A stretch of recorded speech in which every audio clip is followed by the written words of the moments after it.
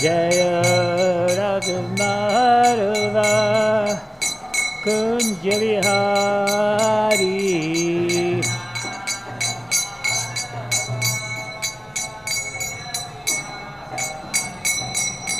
Gopi Jana Vallabha Givadhari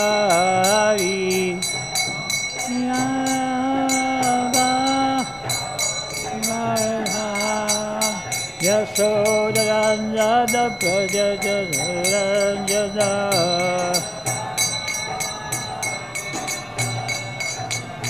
Yamuna Tira Manchari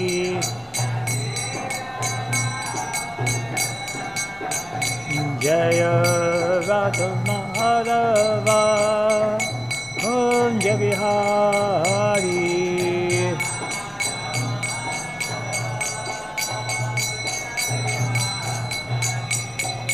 Gopi Jana Vallabha Givadhari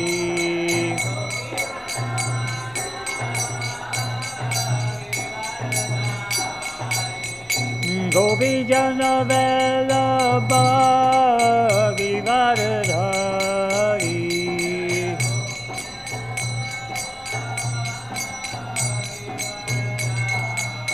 Yasodhanandana Prajajanaranjana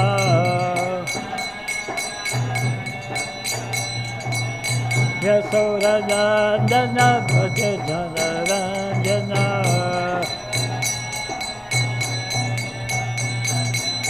Yamuna Tira Vanachari Yamuna Tira Vanachari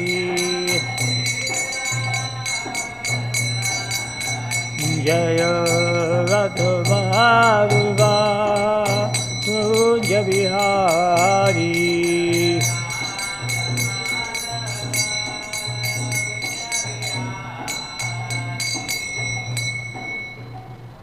Om Vishnupat Paramahamsa Pravajakacharya Stotara Sakta Shri Srimad His Divine Grace A.C. Bhaktivedanta Swami Maharaj Srila Prabhupada Ki Danta Koti Vaishnav Vrindaki Iskan BBT Founder Acharya His Divine Grace Srila Prabhupada Ki Namacharya Haridas Srila Haridas Thakura Ki Śrīmad-Bhāgavatam Gantaraj Ki.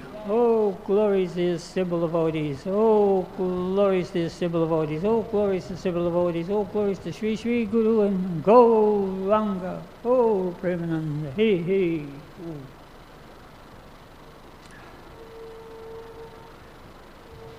Om Namo Bhagavate Vasudevaya.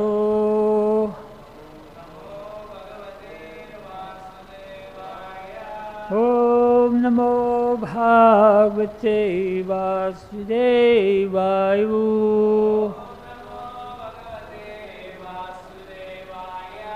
Om Namo Bhagavate Vasudevaya.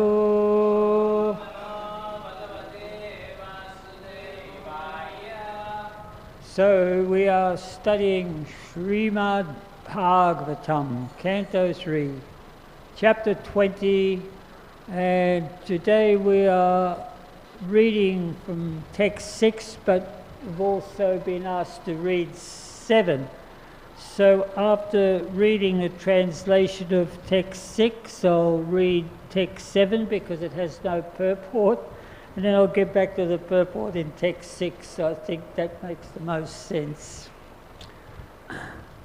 Ta na kīrtaya bhadraṁ te kīrtanyodāra-karmaṇaḥ rasajñaḥ ko nu tṛpyeta hari-līlāmṛtaṁ piban Tāna kīrtaya bhadraṁ te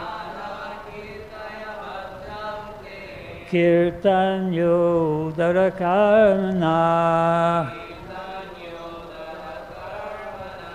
rasa-jñaḥ tṛpyeta hari-līlāmṛtaṁ piban Tāna kīrtaya bhadraṁ te kīrtanyodāra-karmaṇaḥ rasa-jñaḥ tṛpyeta hari-līlāmṛtaṁ piban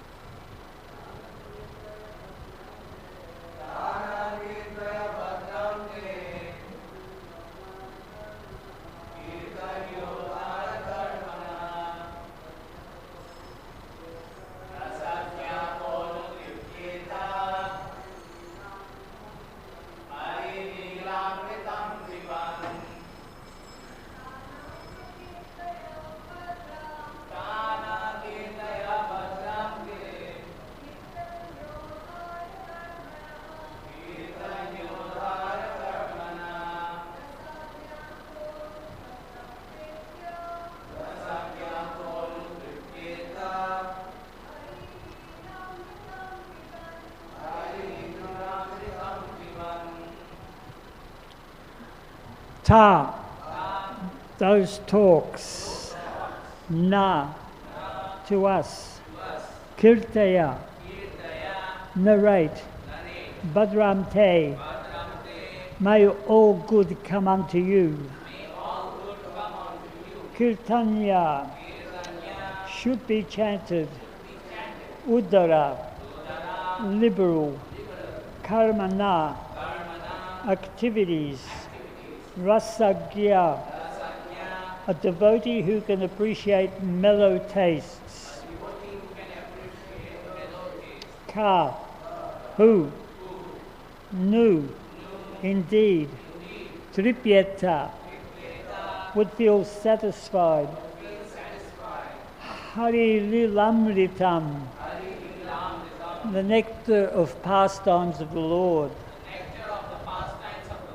Piban, drinking. Translation. O Sūta Gosvāmī, all good fortune to you. Please narrate the activities of the Lord, which are all magnanimous and worthy, glorifying. What sort of devotee can be satisfied? What sort of devotee can be satiated by hearing the nectarean pastimes of the Lord? Text 7. On being asked to speak by the great sages of Naimisharanya, the son of Romaharshana Sūta Gosvāmī, whose mind was absorbed in the transcendental pastimes of the Lord, said, "Please hear what I shall now speak." Purport by Srila Prabhupada. The narration of the pastimes of the Lord, which are always enacted on the transcendental platform, should be received with all respect by devotees. Those who are actually on the transcendental platform are never satiated by hearing the continuous narration of the pastimes of the Lord. For example, if any self-realized soul reads from Bhagavad-gītā, he will never feel satiated. The narrations of Bhagavad-gītā and Śrīmad-Bhāgavatam may be read thousands and thousands of times, and still, without fail, new aspects of the subject matter will be relished by the devotee. Om Ajnāte Virandasya Charanjana Sulakaya Chaksu Militam Yena Tasmai Shri Gurave Namaha Durga Me Parivendasya Skaletpate Gatibhu Shra Kripa Yustu Dhanana Shantu Shantu Lambanam. So this is a break sloka. So we've been listening, even last week I was here, we were listening to the narration of Viraha annihilating that great demon, and this was being narrated by Sūta Gosvāmī to all the great sages there in the forest of Naimisharanya. And when he finished the story, the sages were all abuzz, they're all talking about, oh, wow, that was so good, what a great story of the Lord. Give us more, what's next? They're just so excited, what's next, right? So this is what Sūta was narrating, but Sūta, he was said he is the son of Mahashana, and he was asked to speak Bhagavatam. Why? Because he heard from Sūta Gosvāmī, and he had Shrutadhari, he had perfect memory, so he could remember what was said. So they're asking him to repeat. But what he was speaking about here in this third canto was really a conversation between Vidura and Maitreya. So this is predominantly now, I just want to speak a little bit about Vidura, because a couple of days ago the Prabhu was saying that Vidura, he was on a 36-year pilgrimage. So we know about Vidura that he was brother of Dhritarashtra. He was the son of Vyasadeva, but he was born of a Sudra woman. And he was a pure devotee, he was a Mahabhagavat, but then because he always told the truth in that palace of decrepity, that he was ousted by Duryodhana because he was siding with the Pandavas. So we all know this. So he always was giving advice to his older brother, King Dhritarashtra. And you might say that Dhritarashtra, he always enjoyed listening to Vidura. And if you remember Mahabharata, he'd always ask questions. Well, what happens to the living entity in this case? And he pretended he was so interested. But then at the end, when he had to act on the advice of Vidura, he would just shrug his shoulders and say, well, what can I do? I'm completely under the control of my sons, and I'm just obliged to do what they say. So in other words, he would not listen to Vidura. So we're going to run parallel in this lecture with Dhritarashtra and Vidura. So, of course, Dhritarashtra, he was a blind king, and he wasn't meant to be king, he was just occupying the throne. So his nephew Yudhisthira would reach maturity, and then he could take over the take over the throne. But because of course we know that Yudhisthira was the rightful heir. But Duryodhana Dhritarashtra became very, very attached to being the king, as did his sons, his 100 sons, in particular Duryodhana, who famously said, I will not even grant them enough land to put a pin on.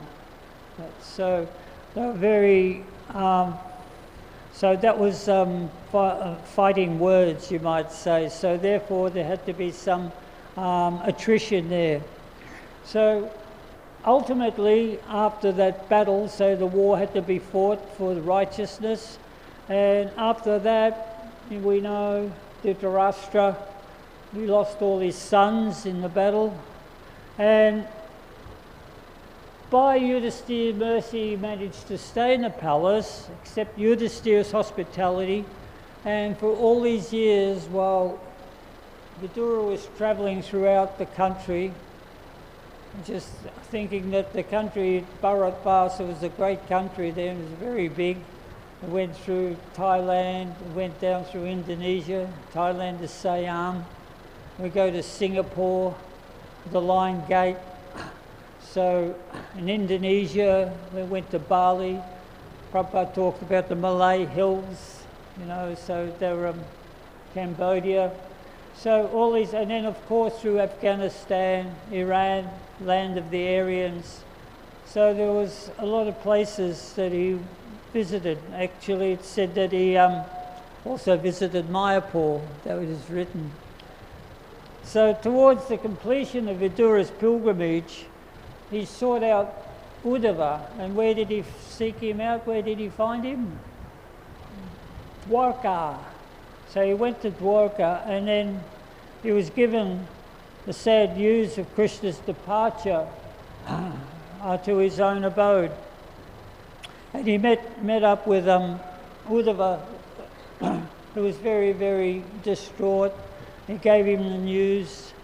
And there's that famous shloka in Śrīmad-Bhāgavatam, which resounds so nicely that Krishna svādhamabhāgate dharma janadibi saha, that Krishna has departed to his own abode, Krishna svādhamabhāgate, his abode. So, of course, and then it's described that after his departure, the Bhagavatam has arisen, and it's as brilliant as the sun. So, in this process of hearing, wanting to hear from Uddhava, Uddhava at that point in time did not want to give instructions to Vidura. He'd heard from Krishna, and Vidura was saying, what did he say? What did he say? Uddhava said, better you ask Maitreya. Maitreya is senior to me, I'm your junior, and I'm really not in the position to give. And Krishna also, Prabhupada says that he instructed Uddhava to tell Vidura to go and seek out Maitreya. So Maitreya was in Hardwar. So we've been to Dwarka, it's on the west coast, so Hardwar is right across India. So Vidura made that pilgrimage to Hardwar, and he sought out Maitreya, Rishi. Actually, I went on a pilgrimage with my good friend Ramayaswamy last year. We went to Rishikesh very quickly, and we went to this place where Maitreya spoke the Śrīmad-Bhāgavatam to Vidura, and it's a very nice, very nicely kept place, and there is someone in this cave that is reciting the Sapta, the Bhagavatam, 7-day recital of the Śrīmad-Bhāgavatam. And usually when people go in there, they're meant to stay in there and listen for a period of time. We just ducked in and ducked out, paid our obeisances, but that was very nice. It was one of my bucket lists. I always wanted to go to these places. I also wanted to go to where Sūta Gosvāmī spoke to Parikshit Maharaj, and that's only about 40-minute car drive away from there. The place is called Sukratal, and there's still that remnants of the original banyan tree where Sūta Gosvāmī spoke to Parikshit Maharaj, even though the Ganga has shifted very, very about 5 kilometres north. But anyway, that's just by the by. So Vidura, he got instructions from Maitreya, and this is what we've been listening to in the 3rd chapter. And after he exhausted all his questions, he decided to go back to Hastinapur. Of course, he was greeted, he hadn't been back for 36 years. It was just after the departure of Krishna, the Pandavas were overjoyed to see him.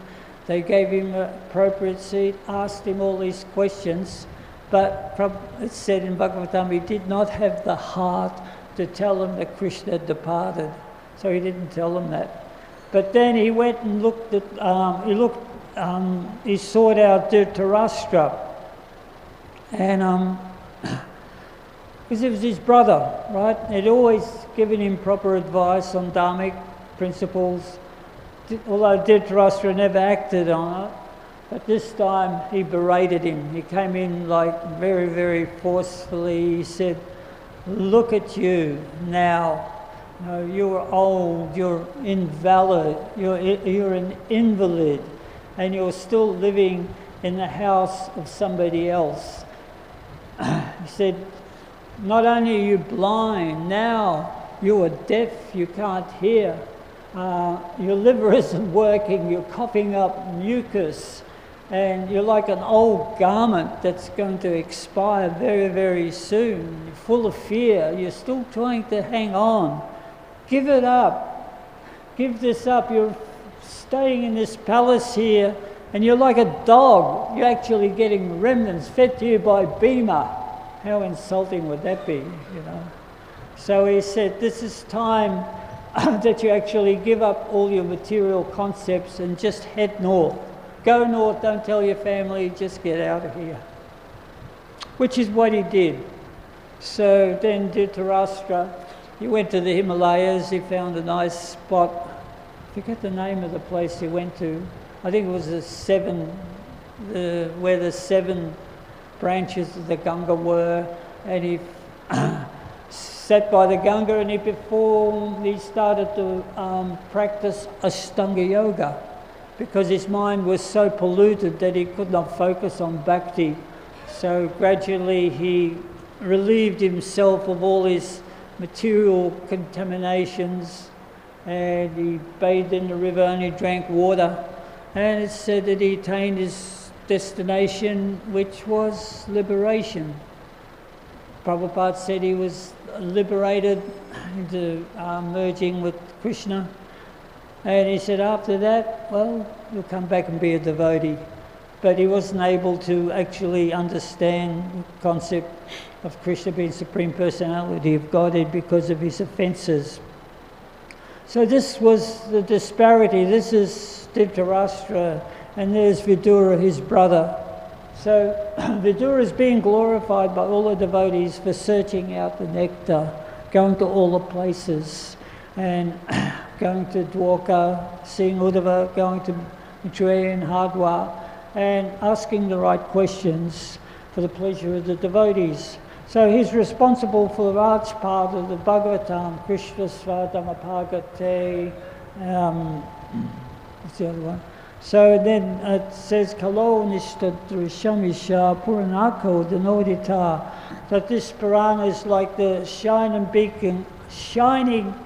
beacon of light, and persons who have lost their vision due to the dense cloud of Kali Yuga will get light from this Bhagavad Purana, Śrīmad-Bhāgavatam.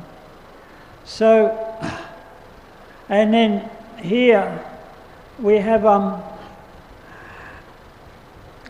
in text 6, it begs the question, who would lose interest in hearing about the pastimes of the Supreme Lord? Who will not become saturated? Well, people like the Dhritarashtra, they're not saturated. They're hearing, but they brush it away. Okay, that's very nice, I've had enough, thank you very much. And it sort of makes you mad when you read the Mahabharata. We've all probably read the Mahabharata. Time and time again we have this discussion between Vidura and Dhritarashtra. Some calamity happens, Vidura explains, or he says, don't do it, you know, don't allow your sons to go ahead with this plan of poisoning Bhima or setting him alight in this. Don't do it, just don't do it. You know. And it actually makes you really mad, because sometimes we might have some friends like that also, that, you know, we try to give them good advice and they listened and they said, yeah, that's very good. Thanks for your advice, Prabhu. Is it? Thank you very much for your advice, Prabhu. And they don't do it. very frustrating, isn't it? So this is like Dhritarashtra, so third-class intelligent, right? First-class intelligent, you take advice. Second-class intelligence, you might put your finger on the stove or something, you get burnt, you won't do it again, right? Standing close to the fire. In winter, we have a temple, in our temple we have a fireplace. And the brahmacharis and the brahmacharis, there's a competition for the fireplace, right? They stand so close to the fire. One got lit up once, you know, they stand so, then they get burnt and you push them back. But anyway, this is third-class intelligence. So the Śrīmad-Bhāgavatam also describes this in the early beginnings, Dharma 112. Dharma projita kaitavotra nirmatsaram, kaitavotra paramo nirmatsaranam satam, vedya vastamatra vastu shivantapon trayon mulanam. So we completely reject all the religions that are materially motivated. I want to make this point here because, you know, there's sort of people who follow the religion, so we know jnana, karma, moksha. So jnana is described as like a hard study, and it's compared to the crows. And you know what the crows do? They eat nimbu fruit. You know that they eat actually nimbu. It's very sour, and it's without enjoyment, but they're driven by the need for sustenance. Right? So this is the crow. So karma is the kanda is the pleasures of svagaloka. So svagaloka, moksha is liberation, merging with the Supreme. And we know that moksha is only the first step in self-realization. But the bit about the crows is that the crows are going for the nimbu fruit and the devotees are like the swans. And what do the swans do? They separate the milk from the water. They get the nectar, right? So the devotees are like the swans. So the sloka continues that this Bhagavad Purana, it's the highest truth, which is reality distinguished from illusion, right? So it's for the welfare of all and uproots the threefold miseries. So Prabhupada has got this really, really super long purport for that particular 112. And it talks about all the different miseries in the material world, the adhyatmic, the adibodics, the adidevics, and all the other ones, the miseries of being goodness, passion, and ignorance. Oh my God, Sattva, Raja, and Tama, you know, under the influence of them. So that is the illusion. So this is the highest truth which distinguishes reality from illusion. And illusion is actually very hard to break. We're always born into illusion. Ichadvesa, samutana, dvandva, mohana, bharata, Srimad-Bhāgavatam, living entities are born with the dualities of desire and hate. Why would we be born if we're not in this illusory concept? So Bhagavatam breaks the illusion, but the illusion is that we can enjoy this material energy, right? So the society has its 4 stages, Dharma, Artha, Kama, Moksha.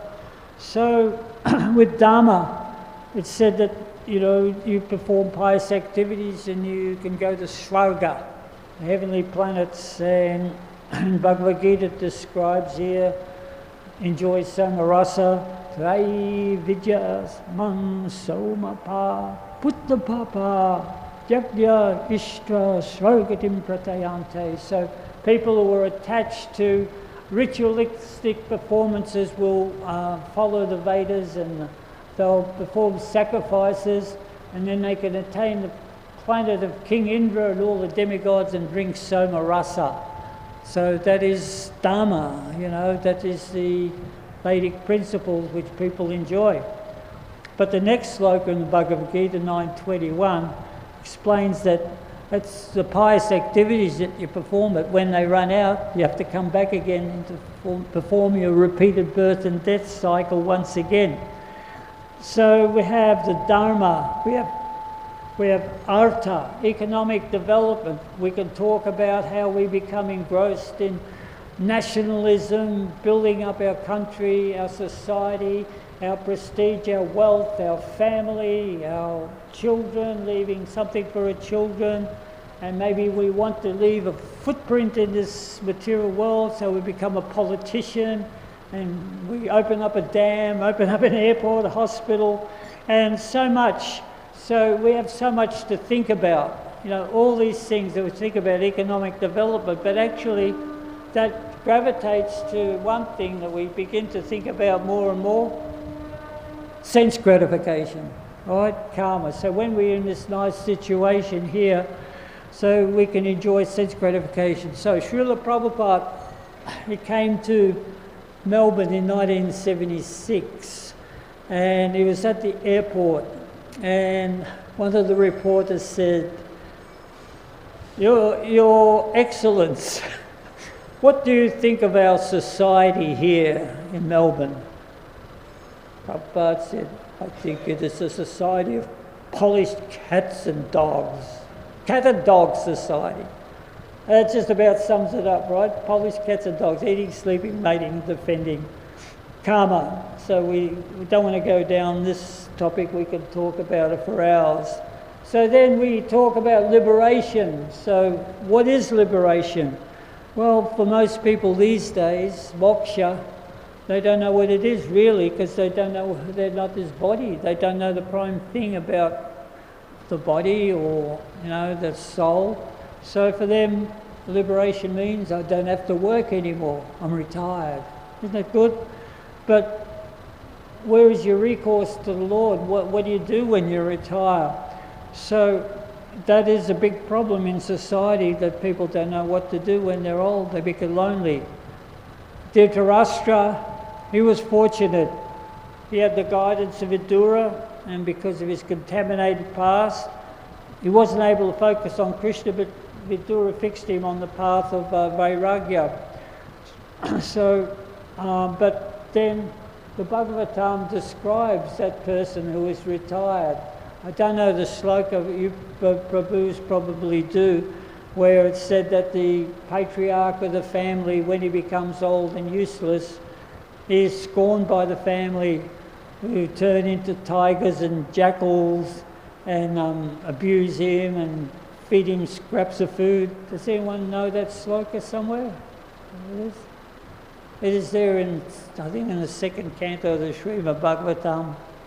And so this is in modern society. What happens here in modern society, in our society anyway, these people, when they become invalids, then they are taken out of their house gets sold and they're put in an old people's home, and they get visited on their birthday and Christmas Day, right? And they're very, very bewildered, lonely souls, and that is their fate. So what is the liberation? So actually in society today, don't think anyone think that won't happen to them. We have to have an exit plan. So this is the way society has turned out. So what's the point of all this? So there was this great poet by the name of Vidyapati. You heard of him? He was a great poet in the 13th, 14th century. He was a Vaishnava. He spoke about Radha and Krishna. But he told the story of a living entity who was stranded in the middle of a very, very hot desert. Nothing to see, just desert. Everywhere is desert. And when you're in the middle of a desert, it's very hot. What is the thing that you want the most? Water. So someone comes along and gives this person some water. Oh, you're here to give me water. Thank you so much, so grateful. Open your mouth. And he puts in one drop of water. More water, I want more. I'm not satiated, I want more water. So give him another drop. More, and more. So this is how Vidyapati compares the material world, the happiness in the material world. It's just like this little drop. Of course, we've had other examples of that. So the happiness in the spiritual world is just like a vast ocean of water. So this is reality from illusion. So the illusory material energy, just this concept that we can be happy. So to go to real happiness, we come to Krishna. So in the third sloka of the Śrīmad-Bhāgavatam, it talks about Nigama kalpa taro kalitam phalam sukha mukha amrita drava samyutam. O thoughtful men, relish the Śrīmad-Bhāgavatam, this mature fruit, desire tree of the Vedas. It's saying, forget these ritualistic sacrifices. And although the nectarean juice is relishable, liberated souls, it even becomes more relishable when it's spoken by the lips of Sūta Gosvāmī. So the sages at name of Sharanya, they're abuzz, they're fully excited. Don't stop, keep going, we want more. It reminds me of some sort of concert. We all been to a concert, maybe Ravi Shankar, Anushka Shankar, rock and roll. So they finish, and what happens when this sort of band that's giving this ultimate sense gratification, the mind finishes, everybody naturally goes, more, applause, and they applaud for 10 minutes, 15 minutes, 20 minutes, and then they come back for an encore. Encore, we want more, right? It's not like that with Śrīmad-Bhāgavatam. Why not? Why can't it be like this, right? Why can't we get the nectar? This is all about the Supreme Personality of God. Well, there's reasons for it, that we're just in this sort of stage where we're becoming purified and we're living in this dream state that like we're in a dream. There's 3 stages of dreaming, right? There's the first stage where we dream that with this body. Ego, right? Mind, intelligence, ego. Look in the mirror, you know, your mind, you're so very proud, you have this knowledge, this intelligence, this ego. So that's a dream. The second dream is that we're always making plans for the future or lamenting about the past. You know, we're walking around, very hard to focus on the present, be here now. Very hard to be there, to focus on what's going on. Just like at 4 o'clock this afternoon, we're having a celebration of Induleka. So we're in the moment, okay, that's a good moment to be in. But otherwise we're thinking about our mortgage, or what did I say to that person yesterday? I wonder if they're going to react. I wonder if they're going to tell the authorities. Is it? It's sort of like, so this is our second dream state. Very hard to be in the present. The third dream state is we just fall asleep, right? And we're just there and we're dreaming. Prabhupada gave this very nice example of, he talks about a couple of times in the Śrīmad-Bhāgavatam about how when we start dreaming we get eaten by a tiger. You remember that? Everybody read that? So actually Indradyumna Maharaj explained a little bit about Vrindavan in the early days, about 100 years ago, that Vrindavan was a forest. We all know that, right? And used to be tigers around the forest, big tigers. And the sages would have these very, very thin huts made out of, what they call them, out of jute or whatever, you know, very thin huts, right? So the tiger, if he was hungry, could crash down that hut and eat the sage, right? So what the sage would do, he would place sugar water outside the hut, and the tiger, he would lap up the sugar water. So the sage would be inside the hut and be hearing this lap, lap, lap, lap, lap, lap, tiger drinking the water, right? And then he'd fall asleep, right? And so he'd be dreaming of the tiger, and he wouldn't know if he's actually being eaten by the tiger or not. It could be one way or the other. You know, it's like that. So that's why Prabhupada used to say that we dream of being eaten by a tiger. We always have our different dreams. You know, sometimes we fall asleep in class, in Bhagavatam class, and we go, like that. Prabhu, you okay? We just had this bad dream. We just lost it. We're gone, you know. So there's 3 stages of dreaming. So we've got to get out of this dream, out of all this illusion, get into the real presence of our being in Krishna's presence, and knowing that we're actually eternally serving Krishna. So when we had, I just wanted to talk about, I've got a couple of minutes left, so my experiences was that when I joined in 1974, I joined in Amsterdam, and at that point in time I picked up this book. It was the 4th canto, part 1, and it spoke about Lord Shiva and Sati. And I just come from Rishikesh, and you know who they worship in Rishikesh? Lord Shiva. So I thought Lord Shiva was God, sort of. You know, I had no other sort of source of knowledge. So then the Śrīmad-Bhāgavatam put in perspective about Lord Shiva, how he's in charge of Tamagun and so forth and so on. So this is 1974, September. Then I joined, I went back to Australia, and I remember in December of 75, there's this famous picture of Prabhupada looking at the 5th canto of Śrīmad-Bhāgavatam at all the living entities who were being tortured in Patala Loka. And he was smiling at the depiction of the artist. How he wasn't smiling at the living. It was just that proper smiling with the. It was at that page, you know. We're all there, we're watching, you know. But I like, you know, I can't preempt what my spiritual master was thinking, but he was thinking that these devotees have depicted this very nicely. So that is the warning. So then came in 1976. We had the 6th canto, 7th canto, 8th canto, 9th canto, Śrīmad-Bhāgavatam, right, coming out, this wonderful books, you know, plus 15 volumes of Chaitanya Charitamrita. And so then devotees come sometimes when you're a Prabhupada disciple, they come and say, you know, do you get some personal association with Prabhupada?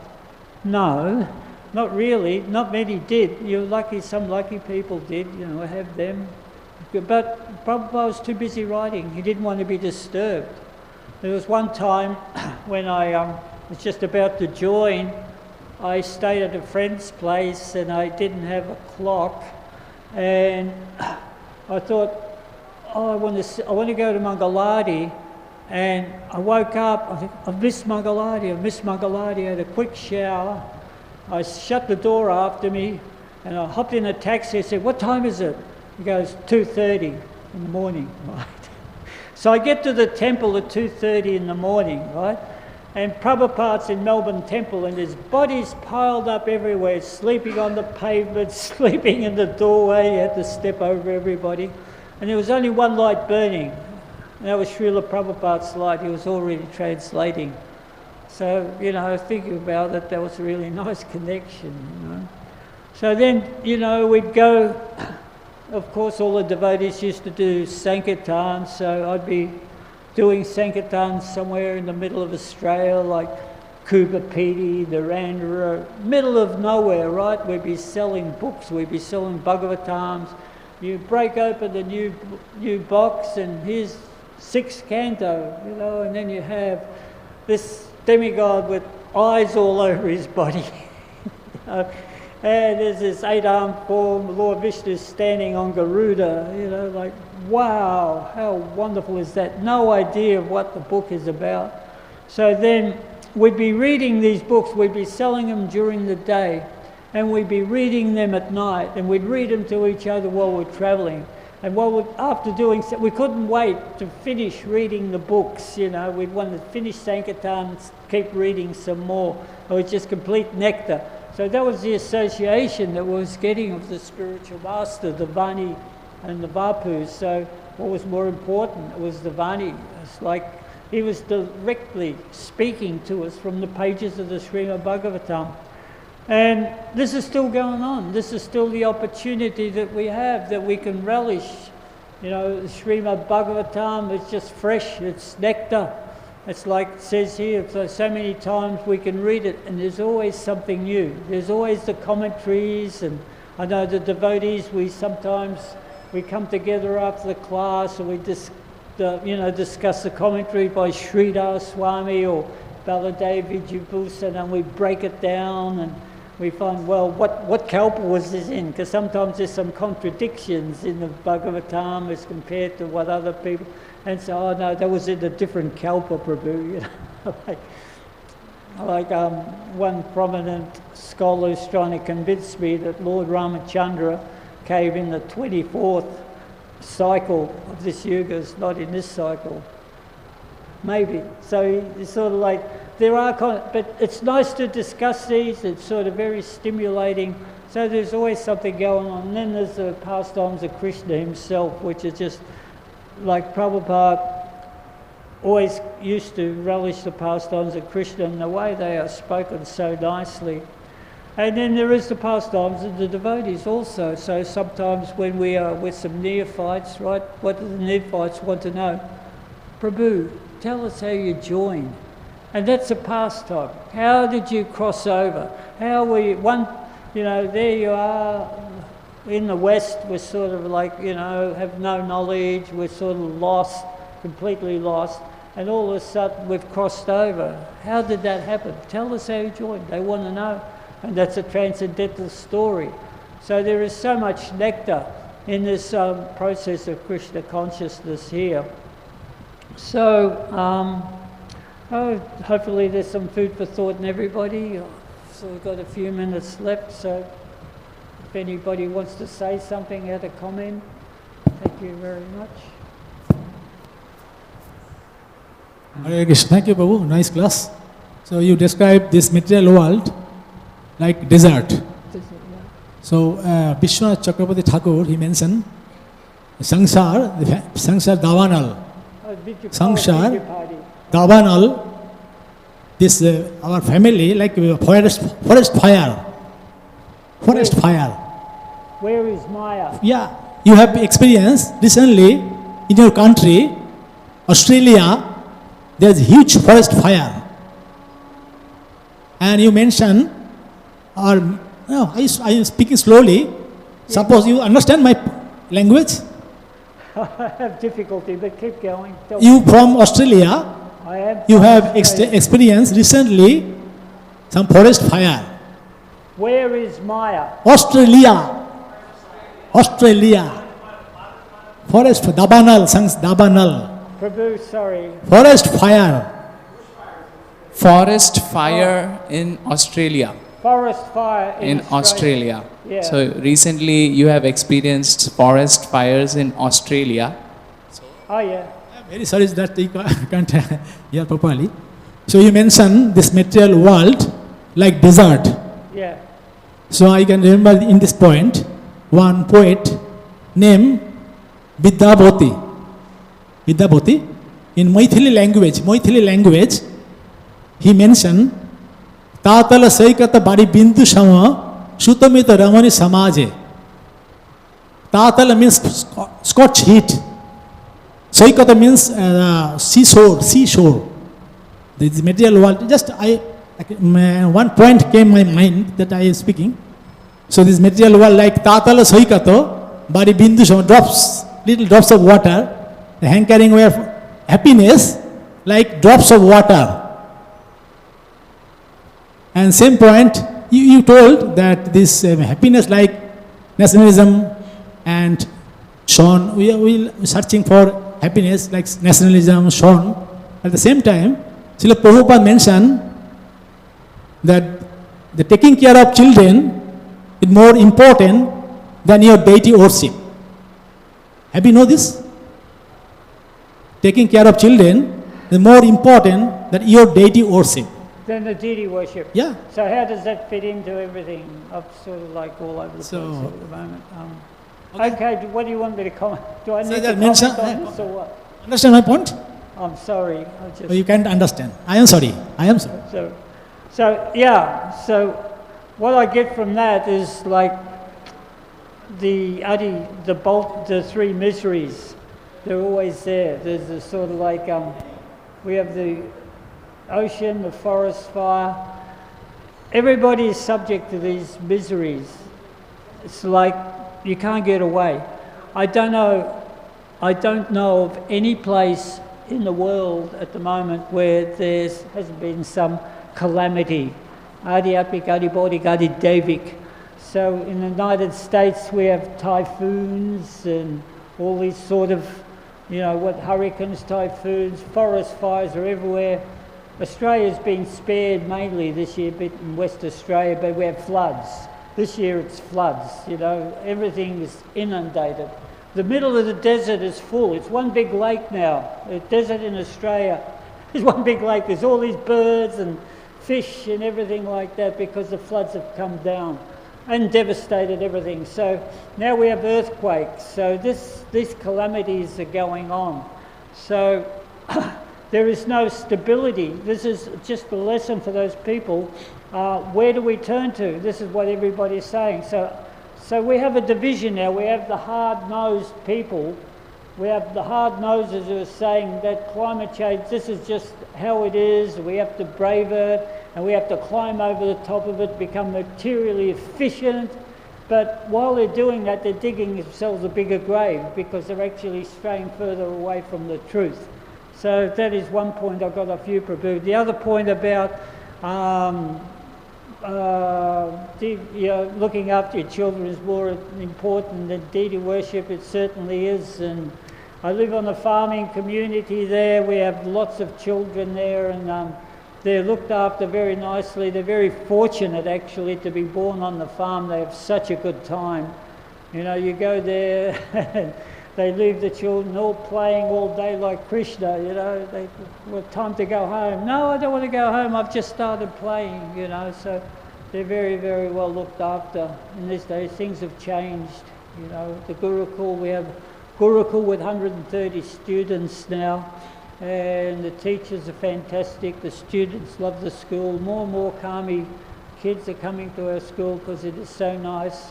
We are learning as we go along, Prabhu. There might have been some mistakes in the beginning where we leave the kids at home. I've got to do deity worship, but we don't see that very much. We have our illustrious Krishna Rupa. She's in charge of CPO, Child Protection Office, and she's making sure that everybody's families are sort of intact, that there is no violence or abuse in the families.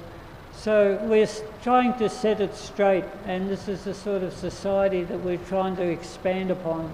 On our farm, we're not the capitalist society anymore. We just don't follow capitalism, so what are we? We're actually closer to the Varna ashram than anything.